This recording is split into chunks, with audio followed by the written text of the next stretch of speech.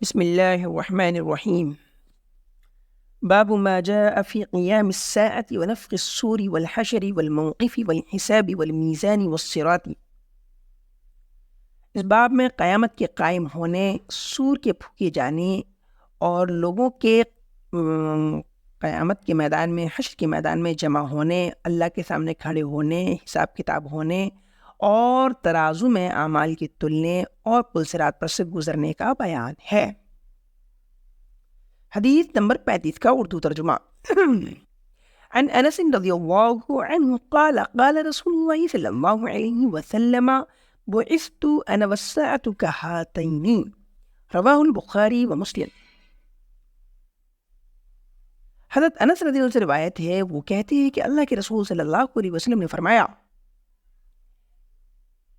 میں اور قیامت اس طرح سے بھیجے گئے ہیں، یا آپ نے فرمایا کہاتین، اس طرح سے۔ تو ہاتین مطلب یہ تسنیہ ہے، یعنی ان دونوں کی طرح سے۔ تو اس وقت آپ صلی اللہ علیہ وسلم نے اپنی شہادت کی انگلی اور بیچ کی انگلی سے اشارہ فرمایا تھا، اس طرح سے ملا کر، یعنی یہ بتایا کہ جیسے یہ شہادت کی انگلی اور بیچ کی انگلی قریب قریب ہے، اسی طریقے سے میرا قیامت کے نزدیک ہونا قریب ہے، یعنی کہ میں قیامت کے قریب آیا ہوں۔ اب دنیا کا اینڈ چل رہا ہے، اب دنیا زیادہ نہیں رہے گی، اب قیامت بہت قریب ہے۔ اس حدیث کو امام بخاری اور امام مسلم نے روایت کیا ہے۔ حدیث نمبر 36 کا اردو ترجمہ۔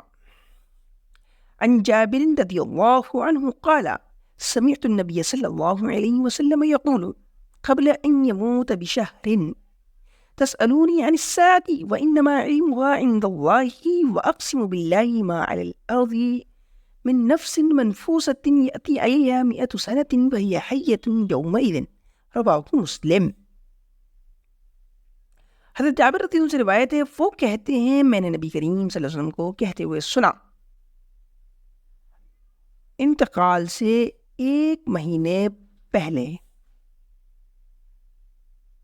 آپ نے فرمایا، تم مجھ سے پوچھتے ہو قیامت کے بارے میں، بے شک اس کا علم تو اللہ کو ہے۔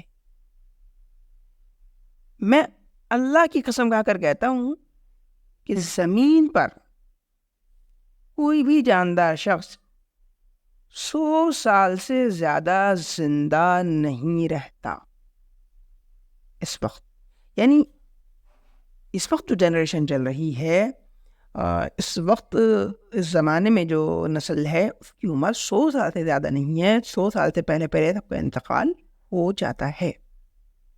تو 100 سال پہلے جو پیدا ہوا تھا وہ اب موجود نہیں ہے، اور جتنے لوگ اب موجود ہیں وہ 100 سال بعد موجود نہیں ہوں گے، یہ اس حدیث کا مطلب ہے۔ رواہ مسلم، اس حدیث کو امام مسلم نے روایت کیا ہے۔ یہ حدیث میں جو بتایا گیا ہے کہ 100 سال سے پہلے جو زندہ ہوا وہ اب نہیں ہوگا، اور جو اب ہے وہ 100 سال کے بعد نہیں ہوگا، یہ عام طور کے حساب سے بتایا گیا ہے، عمومی طور پر ایسا ہی ہے۔ البتہ کوئی ایک آدھ شخص اگر جی جائے تو وہ اس سے الگ ہوگا، وہ ایک عجوبہ کہلائے گا، جیسے ہوتے ہیں بعض ایک آدھ۔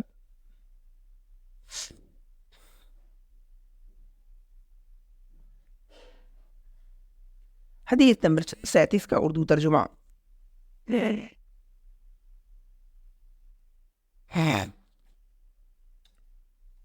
عن انس رضی اللہ عنہ ان رسول اللہ صلی اللہ علیہ وسلم قال لا تقوم الساعة حتى لا يقال في الأرض الله الله، وفي رواية لا تقوم الساعة على أحد يقول الله الله رواه مسلم۔ حضرت انس رضی اللہ عنہ سے روایت ہے کہ رسول اللہ صلی اللہ علیہ وسلم نے فرمایا، قیامت جب تک قائم نہیں ہوگی جب تک زمین میں اللہ اللہ نہ کہا جائے، یعنی مطلب یہ ہے کہ جب تک زمین میں ایک بھی بندہ اللہ اللہ کہنے والا رہے گا، یعنی مسلمان رہے گا، تب قیامت نہیں آئے گی۔ قیامت تب آئے گی جب ایک بھی شخص مسلمان نہیں رہے گا، کوئی اللہ اللہ کہنے والا ہی نہیں رہے گا، تب قیامت آئے گی۔ اور ایک روایت میں آیا ہے کہ کسی ایسے شخص پر قیامت قائم نہیں ہوگی جو اللہ اللہ کہتا ہو، مطلب دونوں روایتوں کا ایک ہی ہے، یعنی جب پوری دنیا میں کفر پھیل جائے گا تب قیامت آئے گی. اس حدیث کو امام مسلم نے روایت کیا ہے. حدیث نمبر 38 کا اردو ترجمہ. عن عبد الله بن مسعود رضي الله عنه قال قال رسول الله صلى الله عليه وسلم لا تقوم الساعة إلا على شرار الخلق. رواه مسلم. حضرت عبداللہ بن مسعود سے روایت ہے، وہ کہتے ہیں کہ اللہ کے رسول صلی اللہ علیہ وسلم نے فرمایا قیامت صرف بدترین مخلوق ہی پر قائم ہوگی. بدترین مخلوق کون ہے؟ جو کافر ہے، اللہ کا انکار کرنے والے ہیں. جب تک ایک بھی مسلمان رہے گا قیامت قائم نہیں ہوگی. جو پچھلی والی حدیث کا مطلب ہے وہی اس حدیث کا مطلب ہے. اس حدیث کو بھی امام مسلم نے روایت کیا ہے. حدیث نمبر 39 کا اردو ترجمہ. عن ابی رزین العقیلی رضی اللہ عنہ قال قلت یا رسول اللہ کیف یعید اللہ الخلق وما آیت ذلك فی خلقه قال اما مررت بواد قومك جدبا ثم مررت به يحتس خضرا قلت نعم قال فتلك آية الله في خلقه كذلك يحيي الله الموتى. رواه رزین. حضرت ابو رزین عقیلی رضی اللہ سے روایت ہے، وہ کہتے ہیں میں نے کہا اے اللہ کے رسول، کیسے اللہ تبارک و تعالی مخلوق کو دوبارہ زندہ کرے گا، اور اس کی مخلوق میں کیا نشانی ہے، اس بات کی کیا علامت ہے جس سے ہم پہچان سکیں کہ اللہ کیسے زندہ کرے گا. نبی کریم صلی اللہ علیہ وسلم نے فرمایا اما مرتا، کیا آپ نہیں گزرے، اما مانے کیا، ماما نے نہیں، مرتا مانے گزرے، کیا آپ نہیں گزرے بوادی قومی کا، اپنی قوم کی کسی ایسی وادی کے پاس سے، ایسے علاقے سے نہیں گزرے جدبن جو خشک ہو، ایک دم بنجر، بالکل بھی جو ہے کھیتی ویتی کچھ نہ ہو، سوکھی پڑی ہو. ثم مررت به، پھر تم وہاں سے دوبارہ گزرے ہو، یحتز خضرا، اور تم نے اس کو جو ہے سبزی سے، ہریالی سے، پیڑ پودوں سے لہلاتا ہوا دیکھا ہو. ایسا تم کو اتفاق ہوا ہے؟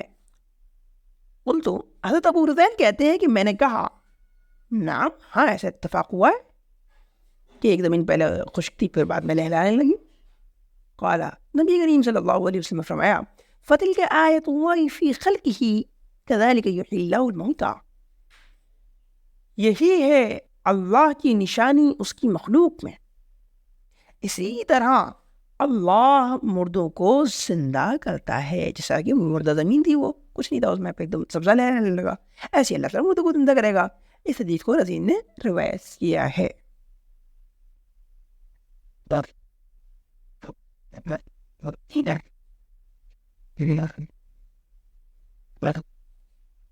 حدیث نمبر 40 کا اردو ترجمہ. عن ابن عمر رضی اللہ عنہ قال قال رسول اللہ صلی اللہ علیہ وسلم من سره ان ينظر الى يوم القيامة كأنه رأي عين فليقرأ اذا الشمس كفرت واذا السماء انفطرت واذا السماء انشقت. رواه احمد والترمذی. حضرت عبداللہ بن عمر رضی اللہ عنہ سے روایت ہے، وہ کہتے ہیں کہ اللہ کے رسول صلی اللہ علیہ وسلم نے فرمایا جس شخص کو یہ پسند ہو کہ وہ دیکھے قیامت کو اس طرح جس طرح سے وہ اپنی آنکھ سے دیکھ رہا ہو، یعنی بالکل وہ اس طرح سے قیامت کو دیکھے کہ قیامت کا منظر اس کی آنکھوں کے سامنے ہو، تو اس کو اذا الشمس کفرت، اذا السماء انفطرت اور اذا السماء انشقت کی صورتیں پڑھنی چاہیے.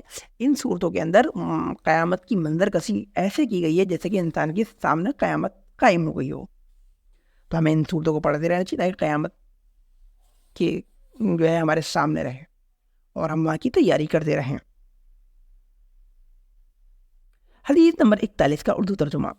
عن ابی ہریرہ رضی اللہ عنہ قال قرأ رسول اللہ صلی اللہ علیہ وسلم هذه الآیة يومئذ تحدث أخبارها قال أتدرون ما أخبارها قالوا الله ورسوله أعلم قال فإن أخبارها أن تشهد على كل عبد وأمة بما عمل على ظهرها أن تقول عمل علي كذا وكذا يوم كذا وكذا قال فهذه أخبارها رواه أحمد والترمذي.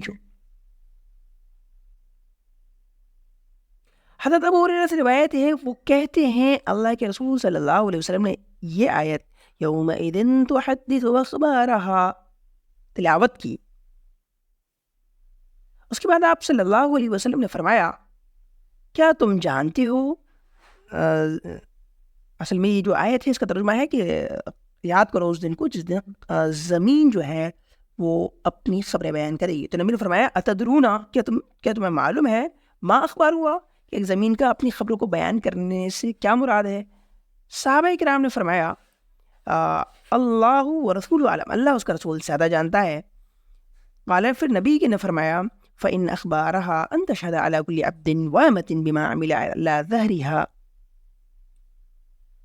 زمین کا خبر اپنی خبروں کو بیان کرنے کا مطلب یہ ہے کہ وہ گواہی دے گی ہر بندے اور بندی کے خلاف اس عمل کی جو اس نے اس کی پیٹھ پر کیا ہے، یعنی جو گناہ کیے ہیں ان سب کی وہ گواہی دے گی کہ اس نے میری پیٹھ پر فلاں فلاں گناہ کیا ہے. اسی طریقے جو اچھے عمل کیے ہیں ان کے بارے میں بھی کہے گی. ان تقول، زمین کہے گی عمل علی کذا وکذا یوم کذا وکذا، کہ اس بندے نے اور اس بندی نے میرے اوپر فلاں فلاں عمل کیا ہے اور فلاں فلاں دن کیا ہے. قال، نبی کریم صلی اللہ علیہ وسلم فرماتے ہیں فہذی اخبار، وہ یہی اس کی خبر بیان کرنے کا مطلب ہے. اس حدیث کو امام احمد اور امام ترمذی نے روایت کیا ہے.